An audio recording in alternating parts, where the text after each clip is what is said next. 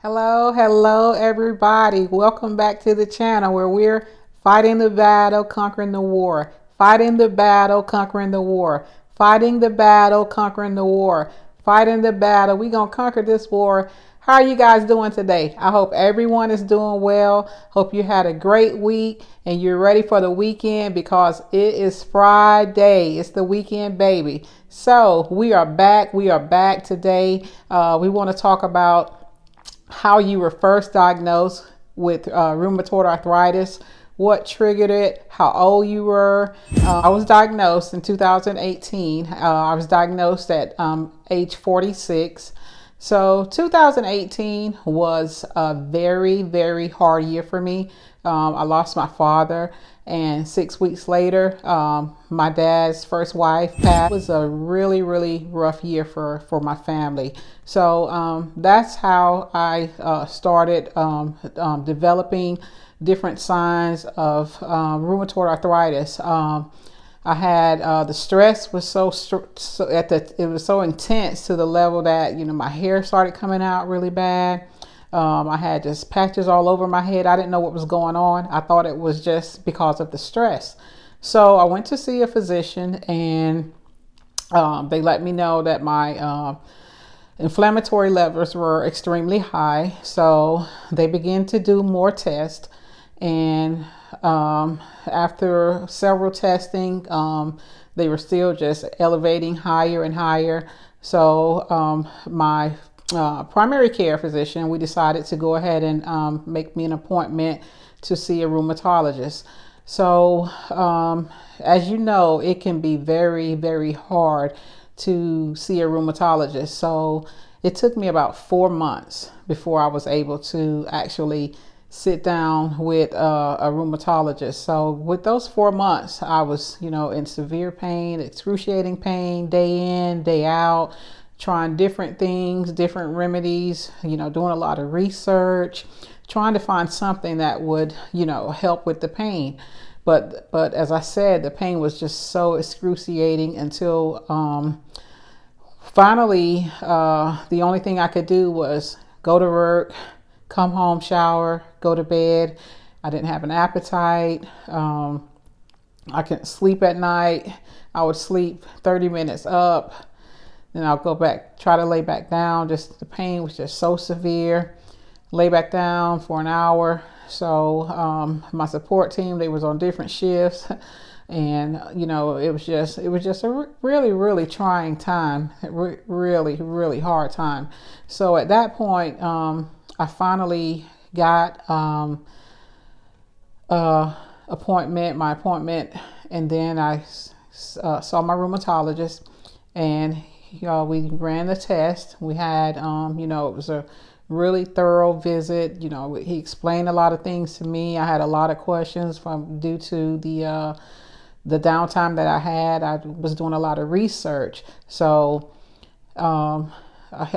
he put me on methotrexate. So I started seeing a little improvement in methotrexate for maybe 2 months, I want to say. So it was working, and I was really excited about that. And then after 2 months, it failed me. And there's the excruciating pain again. You can't sleep at night. It's just really, really hard to do things. At this point, I had to utilize a cane to be able to walk. And so I went back, and he was telling me that my numbers were they were still going up, and the methotrexate had stopped working. So then we tried Humira. I tried Humira for about 6 weeks. Nothing.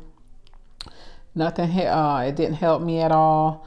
Then all of these were the injections, and then we tried oral medicine. Then I found out that I cannot take anything oral because of my stomach. So that was a battle with my rheumatologist. So now he has to try to go back to the injection, which wasn't working because I can't take anything oral. Because every time I took anything, it just really gave me stomach pains really bad. And, through all of this, I was still trying to battle and go to work. and do what I could. I wasn't going to give up. I was a fighter then. I'm a fighter now. It was just really, really hard. So finally, after I think two more medications I tried, it didn't work. So this year, in January, my doctor, he gave me a sad look and he said, Miss Benton, you're really young, and since you can't take anything oral, we're really running out of options for you. And at that point, I said, well, you're running out of options, but I'm not running out of options, because I know God is on my side, and I know that He has the last say. So he said that I'm going to prescribe you another medication, Kevzara, and we're going to see how that works. And if that doesn't work, we're going to go to another medication that may cause high cholesterol. So I started the Kevzara, and so I have been on Kevzara ever since January, and by the help of God, Kevzara is working for me. And I give God all the glory and the honor and the praise, because it belongs to Him, because I know that without Him it wouldn't be possible. And I'm just thankful that my rheumatologist found the medication that worked for me, because my doctor, he really felt bad that he couldn't find a medication that worked for me. And I asked him, I said, have you had any other patients like me? And he just told me that, I have a very aggressive case, and that all of the stress that I had in 2018 with the passing of my dad and my stepmom, it triggered off my rheumatoid arthritis. I was going to eventually get rheumatoid arthritis, have it anyway, but that extra stress and the dealing with their deaths, and that was really the thing that triggered it off. So I'm doing better. I'm doing much better now. I have started this fighting the battle, conquering the war, and what it is. It's just to encourage people that whatever they are going through, no matter how hard it is or how bad things look, we just have to always depend on God, because like I said, He is the only one that will deliver us. He's the only one that can heal us. He's the only one that can bring us out. And sometimes it takes us to the lowest place on earth to appreciate the goodness of God. And it wasn't even the sickness that, that made me try to turn my life around and change the way I was living. It was when everything broke out with COVID, and when we were on lockdown, I look at it as God put me in timeout, so He could get my attention. And sometimes, when our kids are bad, we put them in timeout, so that gives them downtime, thinking time, and that's what happened to me. And without that time, I'm just thinking now, where would I be? Where would I be if I hate that think that the plague happened on the earth, or everything that's going on is going on. But I'm thankful that God got my attention when He did, because I was headed down the wrong road. And who knows, like I said, I'm alive because there's more, and I give Him the praise. And I was just, I took a different route with today's channel. It was supposed to be something else, but I was on social media, and a young man, he posted in the Prayer Warriors line that he needed prayer because he was thinking of committing suicide. So, I'm not in a great state right now. My mind is on Him. I don't know Him. I reached out to Him because I want to pray with Him. I want to tell Him that it's not over, no matter what you're going through, to keep fighting. Whatever it is, just hand it over to God. He will deliver you. He will bring you out from whatever situation you're going through. Sometimes we look at things as if, oh, I'm having it worse than she is, or he has everything financially, or my health has failed me, and they're still getting around doing good, or my family is this way and their family is that way. It does not matter. We all have to go through through things. We have to go through to get through. We have to live to live. We have to develop ourselves. We have to just say, God, for you I'll live and for God I'll die. Because at the end of the day, nobody can do what God does for you. He will heal you. So when you in that low place, young man, and I don't know if this will reach you, but I'm praying for you, praying that God will bring you out of whatever it is that you're going through. Just call on the name of the Lord, because he will come to your rescue. You have to believe that, because there's nothing worth dying for. I'd rather go and try to just walk down the street with no legs before I'll kill myself. But we can't judge people, because somebody will say, oh, he's trying to kill himself. You can't judge people. You have to help them out. You have to encourage them and let them know why life is worth living. You have to tell them you can make it no matter how low you are. Get up, stand up, fight this battle, conquer this war. If we were always dealt the easy hand, if we had an easy life, how many would pray to God? How many would pray to God if everything was going according to our plan? So, we think about things like this. Sometimes we don't understand God's way or his will. And it's not for us to understand. It's just for us to continue to believe in him.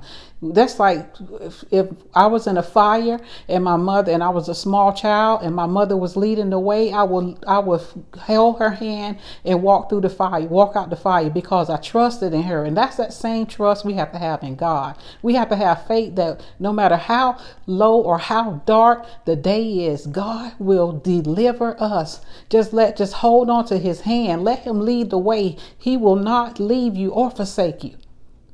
God is a God that loves us all.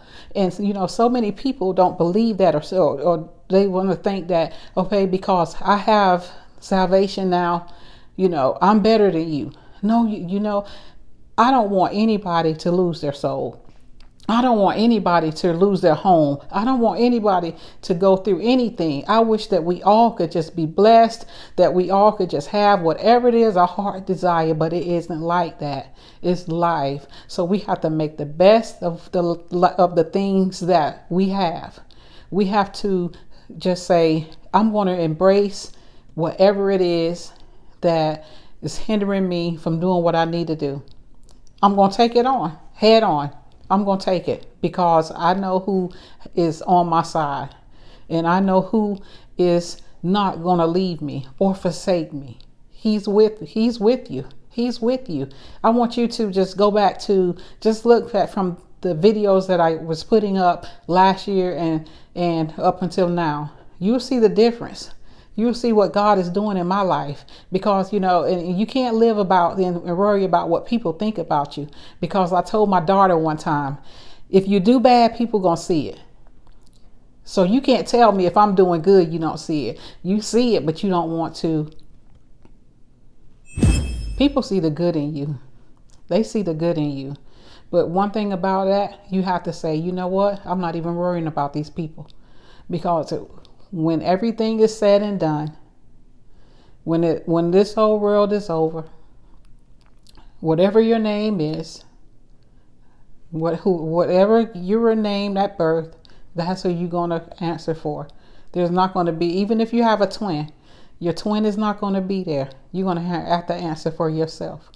So young man, whatever you're doing tonight, if anybody that knows that young man, or you don't even have to know that young man. Just pray for that young man. Just pray for him. Just ask God to cover him. Ask God to spare his life. It's not worth it, young man. I'm telling you, it's not. It is not worth it. I've been there. I've been in a low place when I was diagnosed with this disease, and I could barely walk. And no matter what, if I lift my hand, it was hurting. Every single part of my body was hurting. But I continue to fight. I continue to fight. And I'm not saying that you are weaker than I am. I'm just letting you know that I'm here to encourage you. I'm here to love on you. I'm here to mentor you, help you, get you through whatever it is you're going through. So we'll pray for you. We will continue to pray for you. We took a different turn with our channel today, but God already knew the area that he wanted me to cover on this channel today. And so next time, we'll do what we're supposed to do. Well, what I was going to do, because this is what I was supposed to do tonight. And I just thank you for joining in. Thank you for your support. We're just starting out with this channel, but we're going forth. It's not about the views. It's not about the comments or the likes or the whatever. It's about, if I can reach you, you don't have to say a word. If I can reach you and help you through whatever, if you need to reach out to me, I'm here for you. And some people don't even understand. You don't have to know a person to be there for a person. You do. It's been so many people that I've helped that I don't know, and I forgot about it because it came from the heart. And that's how it is. So that's how it is. And I pray that you all continue to uplift this channel and be a blessing to this channel. So with that being said, we're going to end this tonight. So I would like for you guys to comment, subscribe, hit that notification bell, and just remember that God loves you and I love you too. And we're going to take a different note. We're fighting the battle, conquering the war. So we're going to sing this thing out. Fighting the battle, conquering the war. Fighting the battle, conquering the war. Fighting the battle, conquering the war. Fighting the battle. We're going to conquer this war. You're going to conquer that war. No matter what it is. No matter how strong it is. No matter, just get tough. When your situations get tough, you get tougher. You get tougher because you are a warrior. God bless you.